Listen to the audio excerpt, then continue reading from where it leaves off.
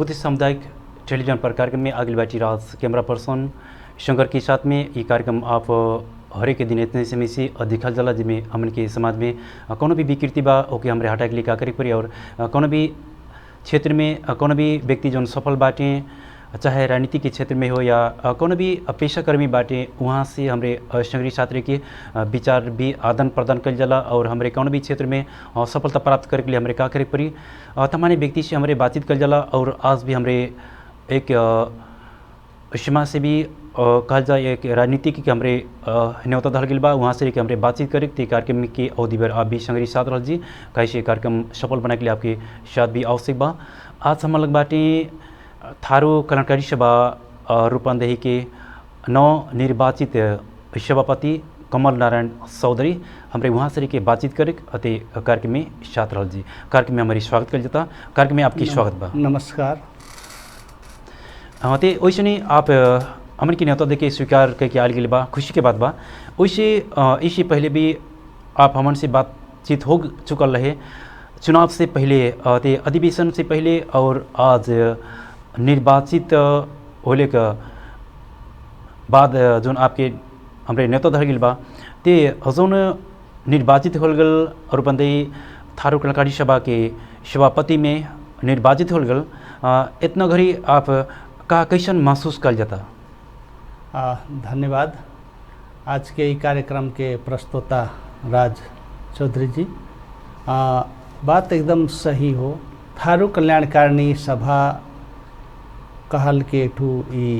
विशुद्ध सामाजिक संस्था हो। थारू कल्याणकारिणी सभा परिवर्तित संसार के जो परिवर्तित समाज बा परिवर्तित समाज में समायोजन करे के खातिर थारू समुदाय के युवा युवती संस्कार वगैरह वगैरह सब जन के परिवर्तित समाज में समायोजन करे के लिए थारू समुदाय में कैसन भूमिका खेले के पड़ी वो भूमिका खेले के काम करे वाला संस्था थारू कल्याणकारिणी संस्था हो। यह गैल के आपके 15 गते के 10वां जिला अधिवेशन रूपंदेही के थारू कल्याणकारिणी सभा के 10वां जिला अधिवेशन से हम सभापति पद में चुनाइल हैं। हरेक गांव पालिका में रूपंदेही जिला के 16 गांव पालिका में थारू कल्याणकारिणी सभा रूपंदेही के कमिटी बा और वो कमिटी से सब जन के एक हिसाब से प्रतिस्पर्धा में वहाँ सबके लिए शायद आए वाला दिन में कोनो परिवर्तन लियाने के खातिर परिवर्तित समाज में परिवर्तन सब खोज रहा बा। यह नाते ही हमें हो सकाला सब चयन कैले हुई हैं। जो ना आप निर्वाचित भल गए ते आगामी कार्य योजना के बारे में प्रकाश पारे सकल जी? सही बात हो। आज तक के हमरे जो योजना देखल जाता स्वाभाविक रूप में जो परिवर्तित समाज बा वो परिवर्तित समाज में थारू समुदाय समायोजन हो के देश विकास में कंधा से कंधा मिला के आगे बढ़े नहीं सकल के अवस्था बा। तो ओकर लिए विशेषतः रूपंदेही जिला में हमरे थारू समुदाय के भीतर जो काम कल जाई जहाँ तक हमहन के योजना अब साथी भाई जो हमरे नवनिर्वाचित होल गईला अब वहाँ सब जो पदस्थापन होने के बाद में योजना बना के जरूर हमरे आगे बढ़ल जाई। अब वो योजना के लिए बिना साथी भाई के सलाह के अब योजना में जाइल जा कहे तो तनी कठिनाई बा। तथापि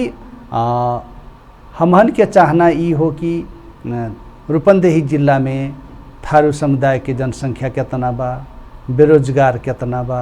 रोजगार कितना बा, ओकर बाद में उन्हन के शैक्षिक योग्यता शैक्षिक दर योग्यता के दर कितना बा, ये सब के डाटा लगायत ये रूपंदेही जिला में हमरे एक हिसाब से परिवर्तित समाज में समायोजन होए के लिए कौन किस्म के हमरे योजना लियाने सकल जी ताकि आए वाला दिन में थारू समुदाय भी परिवर्तित समाज में समायोजन होए के सका और ओके प्रतिस्पर्धा में आके अपन समाज लगायत देश विकास में टेवा पुगाए सक कहना किस्म के योजना हमरे लियाने के हमन के चाहना हो। थारू कल्याणकारी सभा थारू समुदाय के छाता संगठन के कमरे चिल्हा जाला और जो न थारू कल्याणकारी सभा के भातृ संगठन भी थारू महिला सभा बा ते वैसे हमन के जोन समाज में जो न ई समुदाय के हरेक किस्म के जोन समस्या आ परते ते वैसे ने जो न हमन के पद लेख समय में अब कितना विरोधाभास उत्पन्न होते यानी कि कितना लड़ाई झगड़ा होते कितना विवाद होला फिर भी जब निर्वाचित होने के बाद कौन भी जब चाहे हमन के जिला स्तर के हो चाहे केंद्र स्तर के चाहे प्रदेश स्तर के हो ते एमा अब निर्वाचित होने के बाद कोनो समस्या पड़ले पर उहे जो व्यक्ति वोटर रहने उहे व्यक्ति की कौन समस्या अब मानव जीवन में हरेक जो व्यक्ति बाटे समस्या कपरिके के कोनो निश्चित नहीं रहा जब समस्या पड़ले के बाद उहे व्यक्ति के जो हमरे फोन मार्फत जानकारी डाल जी या बुलाए डाल जी या ओखान के गुहार मांगे डाल जीते उहे सब अभी तक का मिलल बाकी हम यहाँ व्यस्त बाटी घरे नहीं बाटी बहाना बात करे के अवस्था बा तो एमा ये बात की आप कैसे चिरफार कर सकल जी? एकदम अच्छा क्वेश्चन हो। ऐसन ऐसन क्वेश्चन हमहन के करे के जरूरी बा। अब स्वाभाविक रूप में हमरे देखल जाता एक एक कौन रूप में हमरे लिहल जा कि अगर किलो कांटा से हमरे सामान तौलल जाला वैसे ही किलो कांटा से ही काम चले लायक रहत तो हमहन के कपड़ा नापे के लिए मीटर की आवश्यकता नहीं पड़त। वैसे ही तरल पदार्थ नापे के लिए लीटर की आवश्यकता नहीं पड़त। वैसे ही कहे खोजल के तात्पर्य कहा कि स्वाभाविक रूप में जो वहाँ आपके प्रश्न बा एकदम सत्य हो ओके एकदम ध्रुव सत्य मानल जाई। तथापि जो हमरे हमन के सोच अनुसार जो हमरे केंद्र में अथवा जिला में जो हमन के योग्य समुदाय माध्यम के जो चुन के भेजल जाला स्वाभाविक रूप में वहाँ कहीं न कहीं हमहन के कहीं न कहीं कुछ न कुछ कमज़ोर पक्ष रह जात की जैसे हमार लागल के हो। कहे से कि हमरे ज़्यादातर देखल जाला कि आर्थिक संपन्नता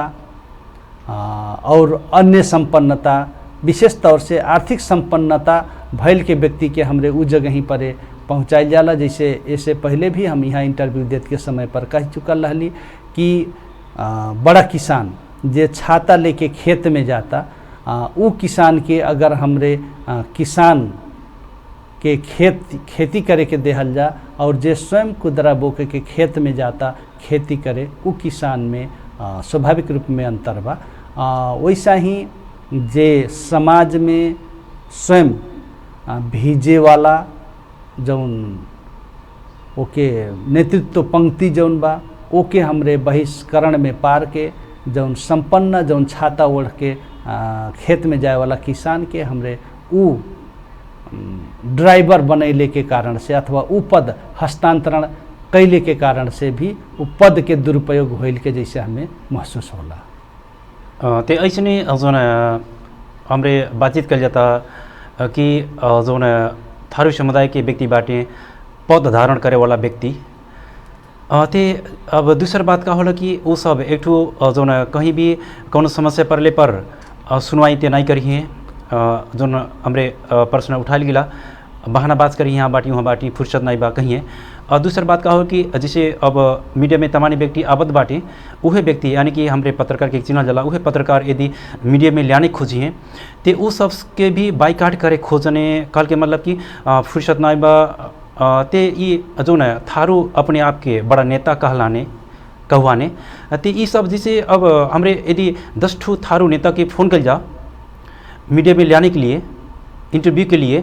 ते हो सकला एक जने या बड़ी में 2 जने निकलिए नहीं ते सब जन के फुर्सत नहीं रहा कौन भी समय में अब फुर्सत कुछ ओखान के मनसाई हुई तो कहिए यहीं आल जगह के कहिए ते आखिर ये जो न थारू नेता अपने के कहलाने ये सब मीडिया से काहे डराने एकर कारण का हो आपके कैसा लागत? एकदम सही प्रश्न बा। एमे हमार अपन व्यक्तिगत बुझाई उस सब के पहला नंबर आत्मविश्वास के कमी। आत्मविश्वास के कमी का कि वहाँ गईले के बाद में अगर हम उ चीज़ कोनो भी योजना अथवा कोनो भी चीज़ बोलले के बाद में हम ओके पूरा करे नहीं सकब की कह के जौन आत्मविश्वास में कमी बा ओकर कारण से पहलो नंबर उ सब मीडिया में आके नहीं चाहला। हमारा अपन व्यक्तिगत बुझाई हो। दूसरों कभी हो सकाला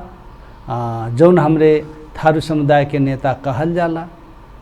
अल्प ज्ञान हो अथवा कोनो गलती कैले हो उनके उ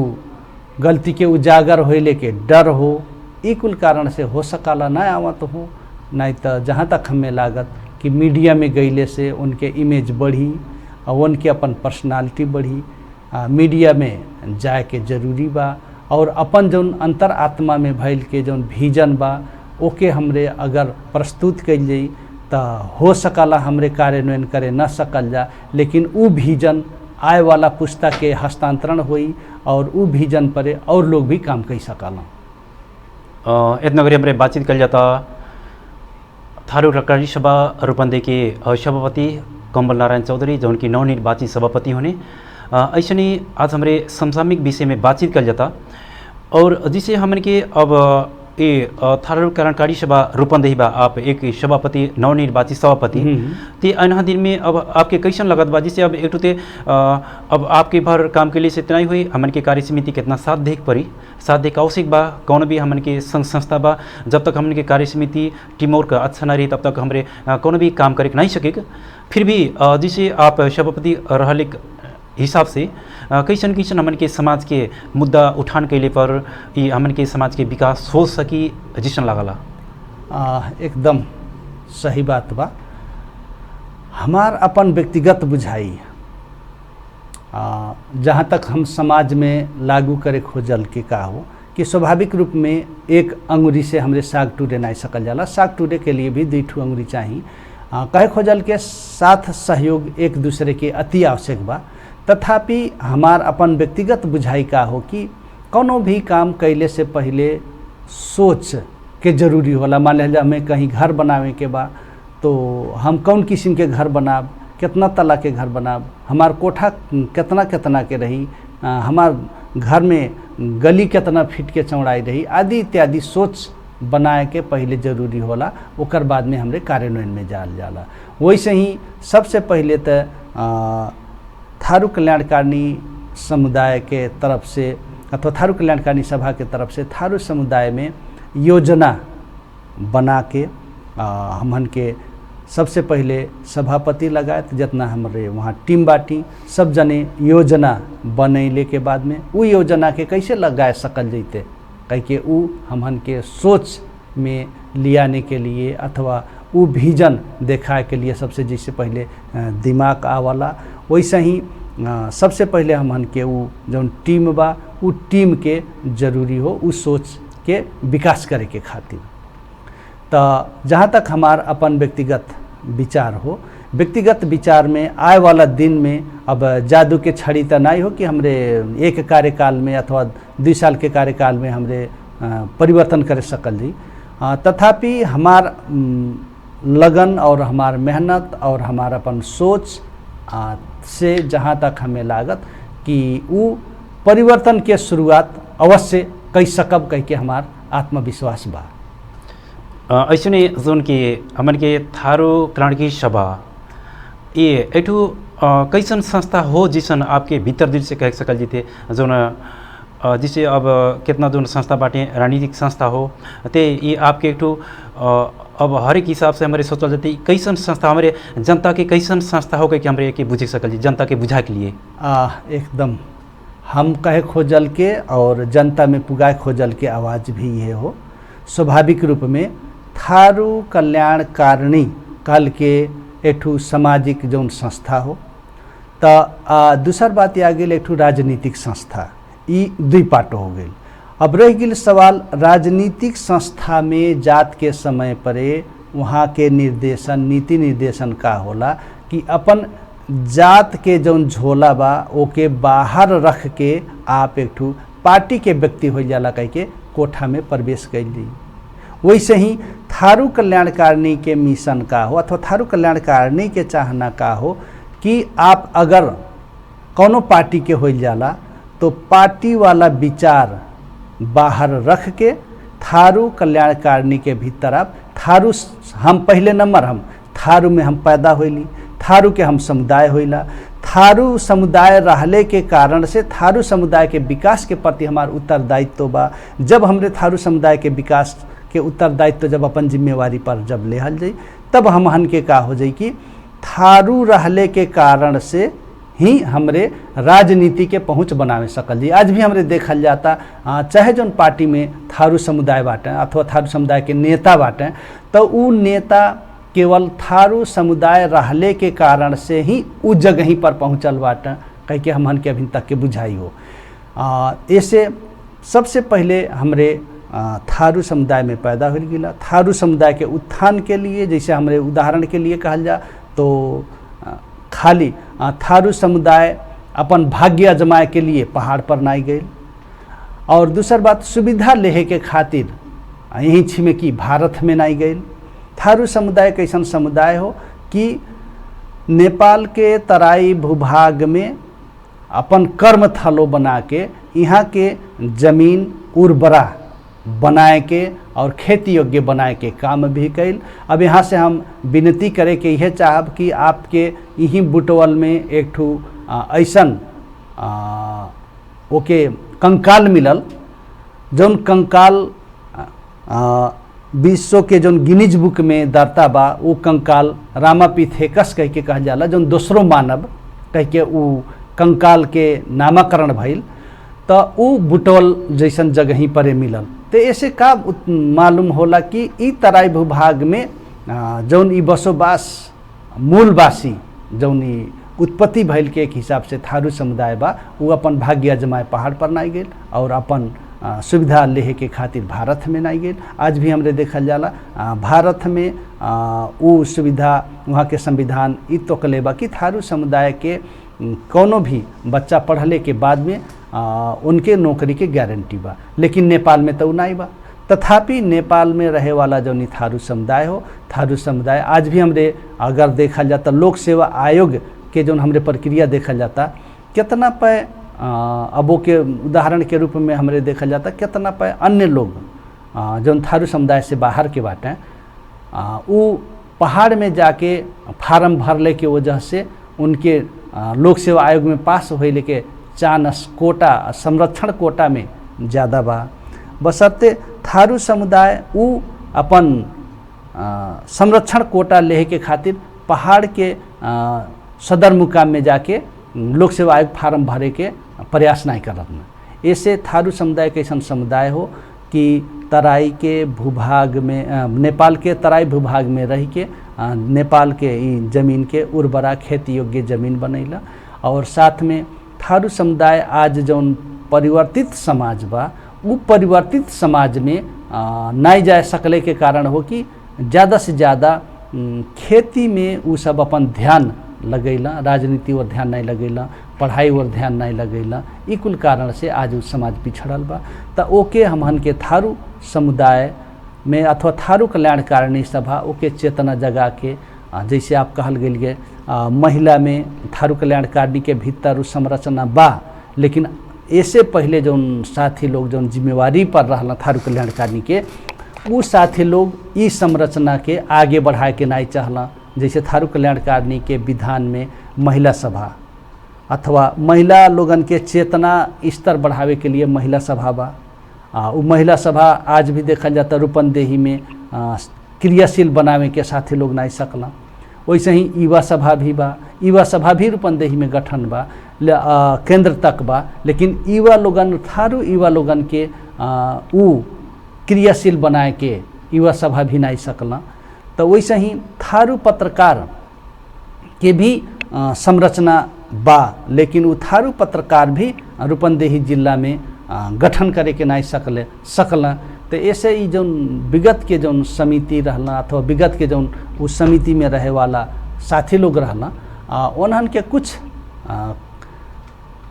ओके कहे भइल कि चलायमान करे न सकले के कारण से सामान्य जनता लोग के विचार में परिवर्तन के सोच आयल और परिवर्तन के सोच के तहत में आज ही हमन समुदाय के कुछ न कुछ जैसे संसार परिवर्तन हो रहा वैसे परिवर्तन चाहिए कह के इस सोच के आज हमें जौन जिम्मेवारी दिला वो जिम्मेवारी अनुसार हमार आत्मविश्वास बा और हमें ये विश्वास बा कि हमें जौन किस्म से हमें साथ दे के आगे बढ़ेला वो हमें साथ दी और हमार चाहना हो कि आए वाला दिन में इस चीज़ में हम परिवर्तन ले आने के हम प्रयास करब। आप नवनिर्वाचित सभापति नाता से जिसे अब हमन के जो नहीं थारू समुदाय बा या अन्य समुदाय बाटे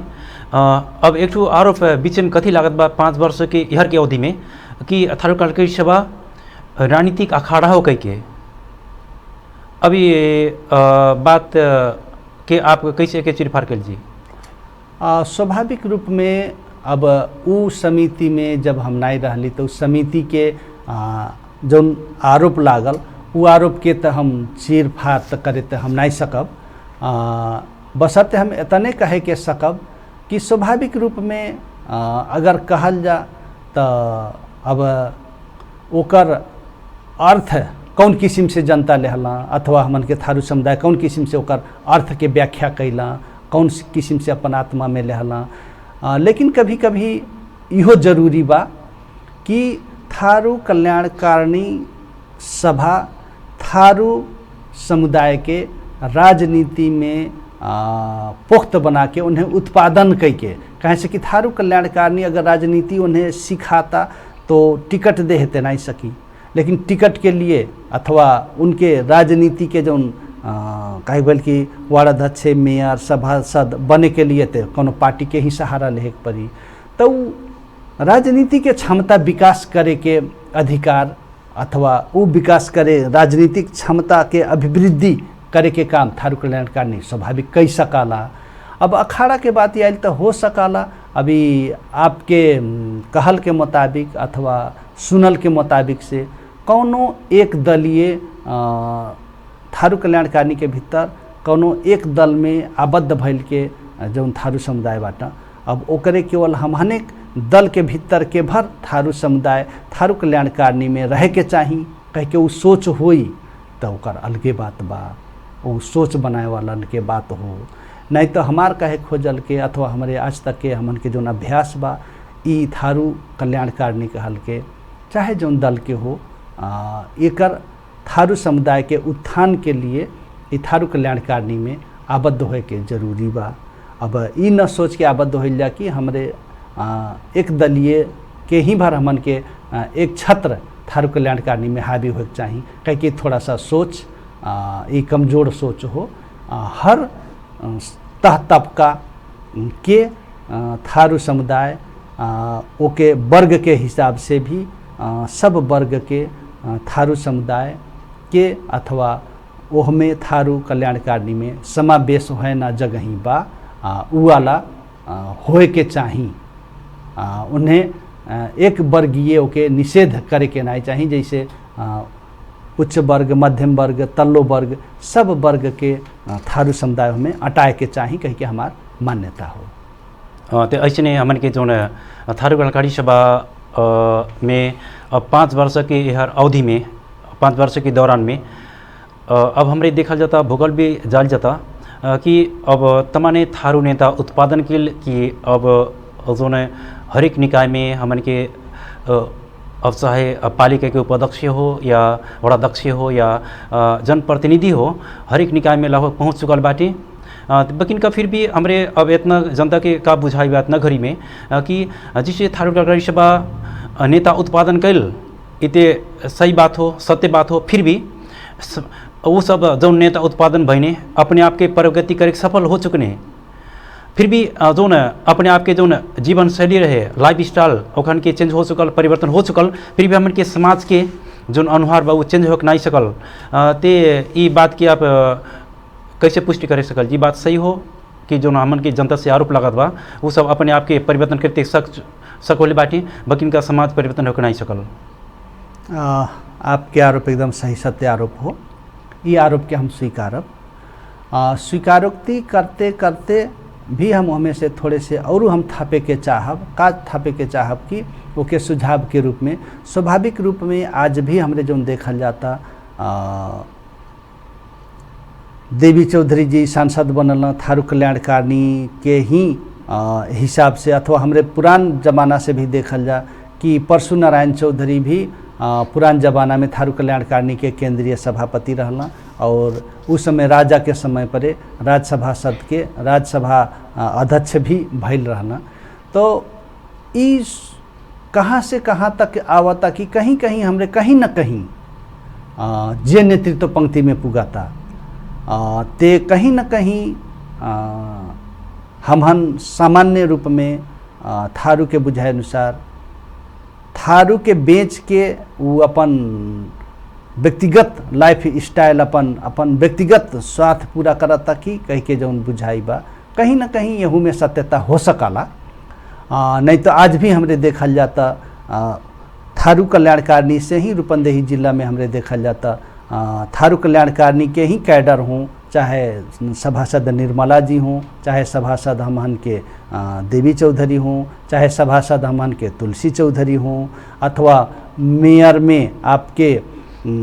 एक हिसाब से कहा जाता ध्रुव नारायण चौधरी, अयोध्या चौधरी, किशुन चंद, वैसे ही हमन के आप देखल जा सुनीता चौधरी, तारा चौधरी लगायत के वार्डाध्यक्ष में आज भी हमरे देखल जाता भरखे के वर्तमान जौन गईल उ कार्य समिति में रहल के हमन के बुद्धिराम चौधरी का कहना चंद्रभान चौधरी ई ओकर बाद में अभी सुनीता चौधरी ई सब थारू कल्याणकारिणी के ही कैडर होला। तथापि उन्हन के जौन उ जगह पर पहुँच गई तो पहुँचले के बाद में थोड़े से अब हमें हमार अपन व्यक्तिगत सोच हो, अब सबके सोच फर्क हो सकाला। तो आए वाला दिन में औरो जन के लिए मार्ग प्रशस्त कई दे के चाहे कह के हमार मान्यता हो। बसते आज भी हमने देखा जाता शायद वहाँ सबके अब मन में अभिन भी हम थारू कल्याणकारिणी में रहब ते और अपन क्षमता के विकास करे सकब कि कह के उस सोच लेके शायद हो सकला थारू कल्याणकारिणी में भी आबद्ध रहल चाहत जे में से अभिन भी हमरे देखा जाता वर्तमान में हमन के थारू कल्याणकारिणी के उपाध्यक्ष बुद्धिराम चौधरी जी अभिन वार्ड अध्यक्ष हों और वैसे ही हमन के कोषाध्यक्ष में सुनीता चौधरी ओम सतिया के मेयर भी हूँ। तो वहाँ भी अभी वहाँ सबके आत्मा में अभी हमें क्षमता विकास अभिवृद्धि में कुछ कमी बाकी ओके और विकास करे पड़ी की कह के हो सकला सोच के अभी भी थारू कल्याणकारिणी में वहाँ सबके आबद्धता बा। हमन के जो थारू कल्याणकारिणी सभा अब हमन के समाज में जब तमाने से विकृति बा एठो हमन के रिसर्च करे के आवश्यक बा, अनुसंधान करे के आवश्यक बा। जौन कि हमरे अब ज़्यादा से ज़्यादा हमरे गांव में देखल जी टोल में छर छिमेक में घर में घरेलू हिंसा और कहीं श्रीमान श्रीमती के कहीं श्रीमती श्रीमान के भी अब कितना पुरुष भी हिंसा में पड़ल बाटे। ई ना हो कि हर एक जगह में जो मेहरारू पीड़ित बाटे कितना जगह पुरुष भी पीड़ित बाटे और घर ही में सास से यानी कि ससुर से वह पतोह पीड़ित बाटे। तमने हिसाब के घर में हिंसा बा ते कुल हटा के लिए एक थारू कल्याणकारिणी सभा छाता संगठन भले के नाते अब अभी तक ते हमन के समाज में ऐसा किस्म के काम कैल के केते अको परसेंट अको प्रतिशत न कैले बा इते सही बात हो। और हमारे हर एक जोन वर्ष में देखा जाता कि थारू के नए वर्ष के हमारे चिन्ह जाते कहल जाते माघी और माघी के अवसर में अब लाखों खर्च गई के घर घर से भी हमारे हर एक पालिका में देखा जाते चंदा उठा के भी और पालिका से भी सहयोग मांग के कार्यक्रम करत बाटी। फिर भी हमारे अब वो सब बड़ा बड़ा भाषण छटी हैं थारू नेता लोगन की हमन के समाज की विकृति हटाए पड़ी तो बकिन का आज तक ऐसा कौनो जगह में ना मिलल बा कि हमन के समाज की विकृति हटा के लिए भाषण वर्ष से हमन के समाज परिवर्तन नहीं हो सकला। वह जोन व्यक्ति के बड़ा बड़ा नेता बाटे वह व्यक्ति जब स्टेज से उतरिए तो वखान के जो बोले बदल जाए और वखाने घर में घरेलू हिंसा बा। और दूसरा बात का होला कि जब वो सब तमाने नतरकी नचा के लाखों पैसा खर्च करके हमन के समाज के विकास ते नहीं हुई, हमन के समाज के अनुहार जो परिवर्तन नहीं हो सकला। अब उतना कार्यक्रम में लाखों खर्च करके थोड़े के खर्च में एक तो नाटक बना के हमन के प्रस्तुत करते हैं। तो हमन के अब जैसे कोनो भी व्यक्ति कोनो के व्यक्ति के सिखाई ऐसा करते वो व्यक्ति नहीं मानी, तो हमन के नाटक के माध्यम से जो न व्यक्ति पीड़ित बाटे वो पीड़ित के मन में प्रवेश करने एक मात्र माध्यम काल के नाटक हो। जैसे अब दहेज प्रथा काल हमन के ओकर बाद में अब हर एक किस्म के हमन के घरेलू हिंसा बा उहे संबंध में एक छोट से खर्च के नाटक बना के जो न प्रदर्शन करता थे हमन के समाज परिवर्तन हो सकत की कह के हमन के जनता के बुझाई बा। और दूसर बात में जनता नहीं बुझत बाटे कह के तमाने जो नतरकी बाटे गायकार बाटे लाखों पैसे खर्च कह के ओखने ऊपर एक 70-75 वर्ष के भी थारू समुदाय के जो व्यक्ति बाटे थपड़ी बजा के नाच के वहीं रमाइलो कह के वो पर्व मनात बाटे। ते हमन के ये विकृति विसंगति के हमरे बढ़ावा दहल जाता, ना कि हमारे समाज के सुधारे की अवसर दहल जाता कि हमरे बुझे नहीं सके। ते जो ना आपके धर्मकारी सभा बा एक हमन के समाज के जो विकृति विसंगति के चीरफाड़ करे के आवश्यक बा। ते अब एक ये छोड़ के जो हमन के जनता के संदेश बा कैसे संदेश दे सकल हमन के समाज में हमन के परिवर्तन कैसे लाने सके थे। ये जो आप क्वेश्चन कैल गए बहुत गंभीर क्वेश्चन हो। शायद ई क्वेश्चन के जवाब हमार लग न हो सकला अथवा ई क्वेश्चन के जवाब हम न भी दे सकी, लेकिन हम प्रयास करब कि क्वेश्चन के हम जवाब दें। कारण का बा कि हमरे देश के संरचना जो हमरे देखल जाता तो देश के संरचना में भी हमरे देखल जाता जे कि हमरे राष्ट्रीय स्तर के नेता कहल जाला, राजनीतिज्ञ कहल जाला, उस सब के रवैया भी हमरे देखा जाता कि आज भी देश विकास में न जाके केवल भाषण में सीमित बा। तो देश में राजनेता के व्यवहार में सुधार न होके केवल भाषण में सीमित रहने के कारण से कभी कभी हमरे का अनुभव कइल जाला कि संहत से गुड़ आता है संहत से गुड़ जाए कहा ना। तो ज़्यादा दिन तक जैसे उदाहरण के लिए मछली के संहरी दिन भर 2 दिन 3 दिन अगर आप संहत में रह जाइली तो आपो के शरीर में मछली के गंधे आ जाला नहीं आला। वैसे ही हमन के देश के राजनेता लोगन के भी केवल भाषण बाजी ज़्यादा और व्यवहार में जो देश विकास के काम बा उसमें कम के प्रक्रिया अभी हमरे देखे पाई जाता। वैसे ही उहे संहत में थारू समुदाय के नेता लोग भी उहे संहत में पड़ने के कारण से उ गुण थारू नेता में भी आ गए कि भाषण ज़्यादा अब व्यवहारिक कम। तो ई गुण अले के कारण से केवल थारू समुदाय भर के नहीं कि ई देश विकास के जो राष्ट्रीय स्तर के लेवल के जो नेता लोग हों उन्हन के ई अवगुण थारू समुदाय के नेता में भी कुछ न कुछ प्रभाव पड़ने के कारण से भी खिचड़ी महोत्सव में भाषण ज़्यादा और व्यवहारिक रूप में काम कम भइल के जैसे हमें महसूस लागत। ऐसे थारू समुदाय आज वही के परिवर्तन खोज रहा बा। थारू समुदाय आज वही के परिवर्तन खोज रहा बा कि हमरे थारू समुदाय आज पाछे रहले के कारण मध्य में के एक कारण ई हो ऐसे बात कम और काम ज़्यादा करे वाला अगुआ के आवश्यकता बा। ई महसूस कई के ई सोच के ही आज नया परिवर्तन के खातिर थारू कल्याणकारिणी के जो 10वां जिला अधिवेशन बा उसे नया नेतृत्व में शायद जोड़ देहले के कारण से हो सकाला कि ये हमार बुझाई हो। ऐसे ने जैसे कि अब हमन के जो देश की अवस्था बा एकदम गंभीर बा, हमन के समाज के अवस्था एकदम गंभीर बा और अब हमन के कौन के भी जब एक जिम्मेवारी दहल जाला और जिम्मेवारी बहन करे नहीं सकला ते आप में भी एक बड़ा जिम्मेवारी बा जोन की हमन के अब जनता बाटे अब जनता भी बुझे चाहत बाटे ये जैसे हमन के एक उखान बा कि नेपाली में एवटे ड्यांग को मोला कह के कहल के मतलब कि अब चीज जो व्यक्ति आयल फिर उहे मेर के कह के ये बात नहीं आए देख लिए आप छोट में एकदम छोट में कितना प्रयास बाटी जा स्वाभाविक रूप में जुन जोगी आए पनि कानै चिरेको कहना जौन शब्द हो व्यवहार में लागू होने के कारण से वो जन समुदाय में वो बोले के बाध्य बाटा, वो सही बात हो। अब ऐसे पहले भी हम कह चुकली कि एक अंगुरी से साग हमरे भी नहीं टूट सकल जी, नरम चीज़ दो अंगुरी चाहत, वैसे ही हमार प्रयास जैसे हमार कहे खोजल के ऐसे पहले भी हम कह चुकली कि सामान्य रूप से हम आर्थिक संपन्न अथवा सुविधा संपन्न व्यक्ति तो हम नहीं होइला नहीं, तो ऐसे हम अपन आर्थिक से लगानी से भी हम कहीं न कहीं कोनो न कोनो परिवर्तन करे सकब कहना अवस्था ते पक्के नहीं बा।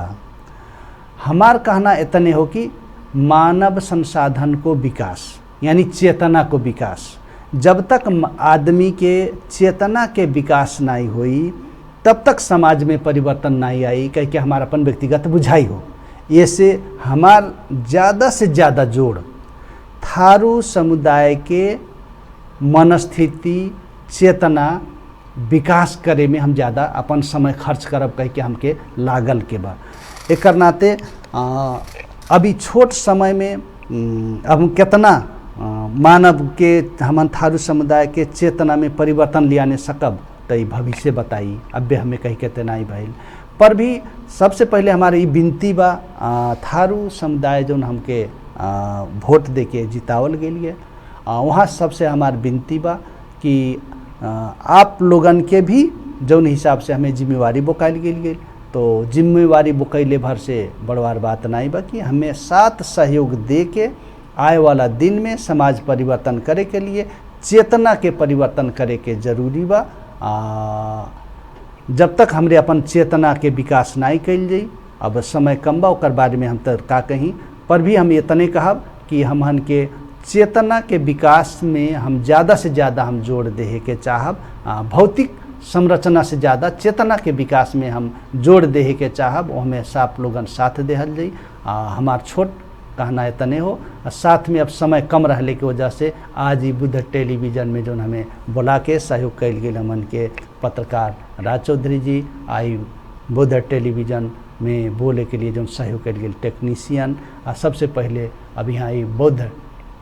टेलीविज़न सबके हम धन्यवाद देत। हमार तरफ से हमार एकदमे प्रयास बा कि बोली कम व्यवहार में हम आप लोगन के सामने हम ज़्यादा से ज़्यादा काम करे के सकी, हम केहू वातावरण से जना आप लोग कह दिहल जाई, हमार काम कैले में आप लोग अवरोध न कह दिहल जाई। अवरोध करे वालन के थोड़ा सा आप लोग अवरोध करे वालन के सचेत करा दिहल जाई और हमार काम में सहयोग कैली, ये हम कहे के चाहब। धन्यवाद आप अमूल्य समय देने आपके, और आपके कार्यकाल सफल रहे और जो न पहले के तुलना में आप ढेर से ढेर काम करे सकल जा, हमन के ओर से शुभकामना बा। धन्यवाद। ऐसे नहीं आज हमारे बातचीत कल गए थारू कलाकारी सभा रूपंदे के नवनिर्वाचित सभापति कमल नारायण चौधरी, ते ऐसे हमारे बातचीत करते विद्यालय से में हो गई बात हमारे के कोनो भी काम कल जा और कौन भी हमारे कार्यक्रम कल जा ते बिन पैसा के कार्यक्रम नहीं होला, फिर भी हमन के जब कार्यक्रम कल जाता ते वो कार्यक्रम एक